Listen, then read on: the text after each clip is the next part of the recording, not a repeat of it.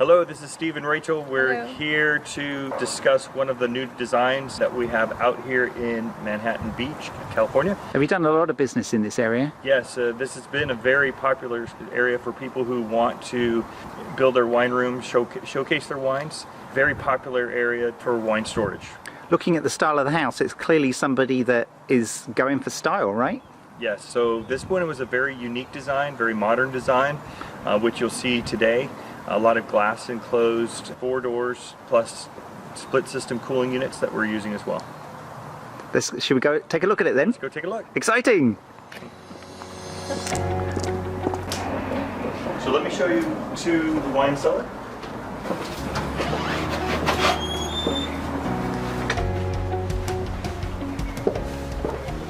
Ooh, very nice.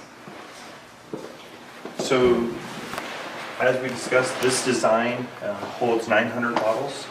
We started with having Magnum end caps on both sides to be able to hold some Magnum racks. The rest is all for the 750s. This is 2 fixed panels on this side, and on the other side we have 4 doors that we have as well. Being so close to the ocean and being, there's our challenges with having a glass enclosed wine cellar. So one is which you're using frameless glass. This is a frameless glass solution that we've come up with. But what you're going to run into is obviously the humidity in the summertime. So what you have to do is adjust your temperatures accordingly with your split system units, which we have up here, that are all up in the soffit.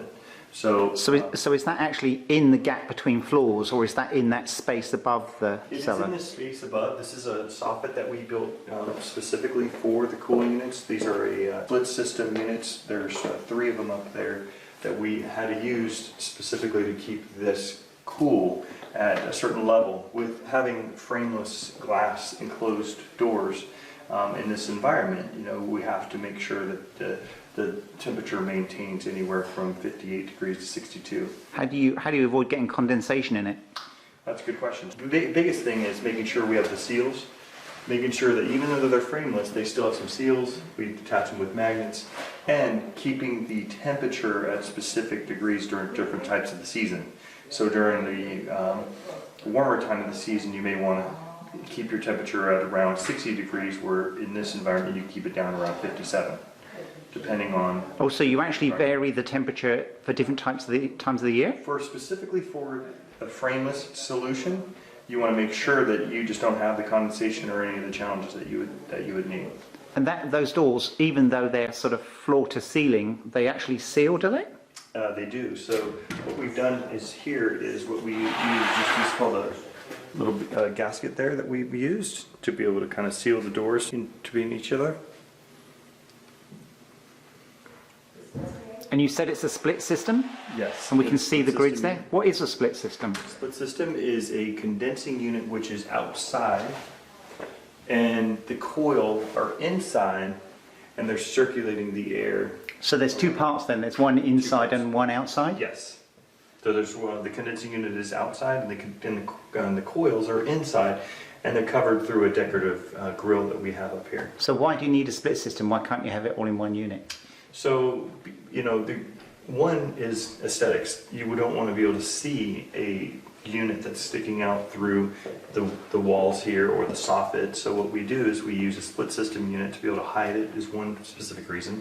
And 2, for the application, you cannot use a self-contained unit.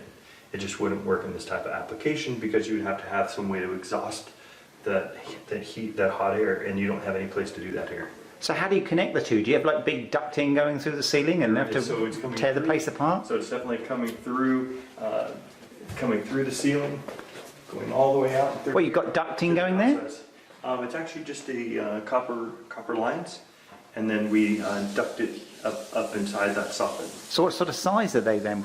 What do the copper lines look like? The copper lines are 1/2-inch copper lines that we use to. Oh, it's just like running wires then? Just running wires. Through the ceiling space? Correct.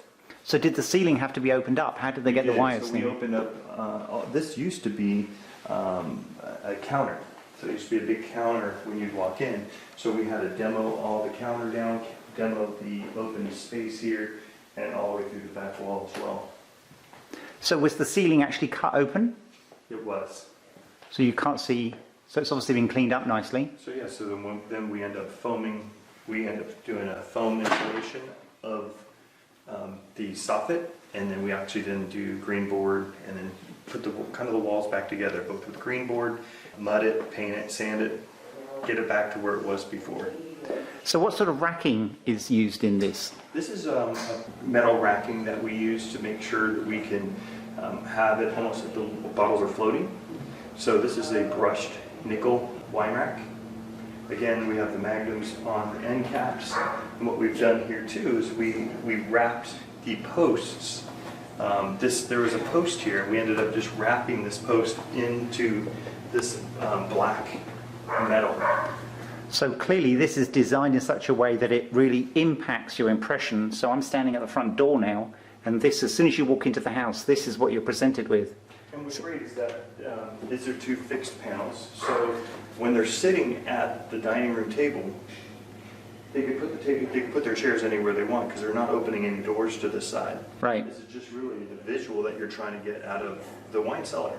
But on the other side is where you can go and reach for bottles, and the way we designed it, you're still being able to go back and reach to the front bottle from the doors. The people that own this one must really like wine then, Yes. presumably, because they're making the main feature in the home when you walk in, this, I guess you'd call it a wine wall, wouldn't you? It is a wine wall, a glass enclosed wine wall. We found this from a previous job that we've done, and so obviously we made this one bigger than it was before. You know, certain challenges are always come across. It's just making sure you have the correct cooling units is one thing. So the client picked this from another project that you'd done. Correct. And expanded on it? Expanded on it.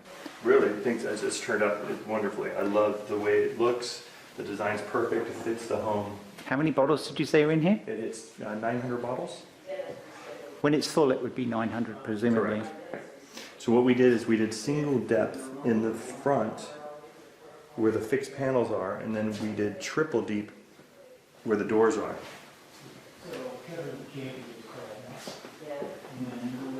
They have some amazing wine. They're actually very, very hard to get wines from. Sea Smoke, you have to be on a specific list to be part of Sea Smoke. It's a fantastic bottle of wine. This is their French area. Fantastic bottles of wine they have here. From Silver Oak to this Maya, which is a cult wine. They're about 3 or 4 years. It takes about 3 to 4 years to be able to get this one as well. I can see myself here entertaining all our friends, having dinner in front of this beautiful wine wall. It's a beautiful backdrop, It's isn't a it? beautiful backdrop.